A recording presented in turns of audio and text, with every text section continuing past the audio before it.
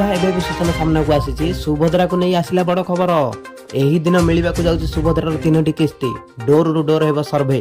चलंतु कौन रही संपूर्ण खबर ता ऊपर नजर पकाइबा। से पूर्व जदि प्रथम थर आपण माने एही हमर Odisha tech Shantanu news channel रे प्रथम थर देखुथिबे ताहाले वीडियो को लाइक करंतु, कमेंट करंतु एवं सब्सक्राइब कर नियंतु। ता सहित पाखर थिबा बेल आइकन को क्लिक करिकि पाखर थिबा ऑल नोटिफिकेशन ऊपर क्लिक करंतु।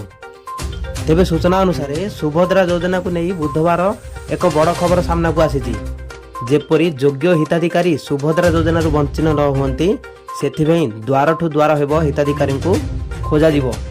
मार्च 31 तारिख रे आवेदनकारी को बंद करी सर्वे करने को राज्य सरकार पक्षरु एही निष्पत्ति निया जाइछि बोली उपमुख्यमंत्री प्रभाती परिडा सूचना दैछन्ति।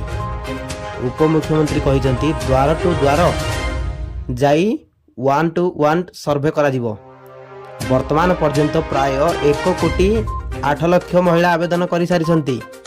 यह सह 5टी पर्याय प्राय 1,20,000 महिला को प्रथम किस्ती प्रदान करा जीवो। गुरुवार दिन कोटिए पार करिबो सुभद्रा हिताधिकारी संख्या। सर्वे पर जेउ हिताधिकारी बाकी रहिबे सेमानंकु राखी पूर्णिमा रे एकाथर के 3टी किस्तीर टंका दिया जीवो। सुभद्रा योजनार एही संपूर्ण खबरटी ऊपर नजर पकाई देखि दिबारु आपण मानको धन्यवाद। मु रहउती शांतनु। चलंतु नमस्कार।